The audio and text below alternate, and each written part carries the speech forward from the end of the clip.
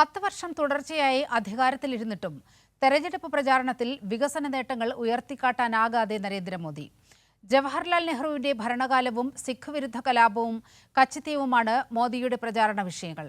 Electoral ബോണ്ടും അഗ്നിപഥും വിലക്കയറ്റവും തൊഴിലില്ലായ്മയും Gujarat Manipur കലാപങ്ങളും വൻ തിരിച്ചടിയാകുമെന്ന തിരിച്ചറിവാണ് മോദിയെ സമകാലിക വിഷയങ്ങളിൽ നിന്നും അകറ്റി നിർത്തുന്നത്. അഴിമതി, തൊഴിലില്ലായ്മ, വികസന മുരടിപ്പ് തുടങ്ങി ജനകീയ വിഷയങ്ങളായിരുന്നു 2014 UPA സർക്കാരുകൾക്കെതിരെ നരേന്ദ്രമോദിയുടെയും BJPയുടെയും പ്രധാന പ്രചരണ ആയുധം. ഇപ്പോൾ മോദി സർക്കാരിന്റെ തുടർച്ചയായ 10 വർഷം കഴിഞ്ഞു. മൂന്നാം ഊഴത്തിനായി തെരഞ്ഞെടുപ്പ് ഗോതയിലേക്ക് ഇറങ്ങുമ്പോൾ മോദിയുടെ പ്രചരണ വിഷയവും ശ്രദ്ധേയമാണ്. വിലക്കയറ്റമോ തൊഴിലില്ലായ്മയോ അഴിമതിയോ തുടങ്ങിയ ജനകീയ വിഷയങ്ങളിൽ മിണ്ടാട്ടമില്ല. വികസന നേട്ടങ്ങൾ അക്കമിട്ട് നിർത്തുന്നില്ല. നടപ്പാക്കിയ ജനകീയ പദ്ധതികളെക്കുറിച്ചും മൗനം. പൊതുറാലികളിൽ മോദി ആഞ്ഞടിക്കുന്നത് വർഷങ്ങൾ പഴക്കമുള്ള ജവഹർലാൽ നെഹ്റുവിൻ്റെയും ഇന്ദിരാഗാന്ധിയുടെയും ഭരണകാലത്തിനെതിരെയാണ്.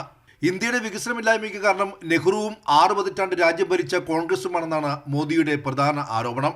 തമിഴ്നാട്ടിലെത്തിയാൽ കച്ചിത്തീവ് ദ്വീപ് പരാമർശിച്ച് 1971 ഇന്ദിരാഗാന്ധി ഭരണത്തെ വിമർശിക്കും. UP, പഞ്ചാബ്, ഹരിയാന അടക്കം ഉത്തരേന്ത്യയിലെത്തിയാൽ 1984 സിഖ് കലാപമായിരിക്കും മോദിയുടെ പ്രചരണ വിഷയം. ഉത്തർപ്രദേശിലെ പിലിഭിത്തിൽ നടന്ന റാലിയിലും മോദി സിഖ് കലാപം തെരഞ്ഞെടുപ്പ് പ്രസംഗത്തിൽ വിഷയമാക്കി. ഗുജറാത്ത് മണിപ്പൂർ കലാപങ്ങൾ, ചൈനയുടെ അതിർത്തി കയ്യേറൽ തുടങ്ങിയ വിഷയങ്ങളിൽ തന്ത്രപരമായ മൗനം പാലിക്കാനും മോദി ശ്രദ്ധിക്കുന്നു. ഏറ്റവും ഒടുവിൽ ഇലക്ട്രൽ ബോണ്ട് വഴി നടത്തിയ വൻ കുംഭകോണം കൂടി പുറത്തു വന്നതോടെ മോദിയുടെയും BJPയുടെയും മുഖം മൂടി അഴിഞ്ഞു.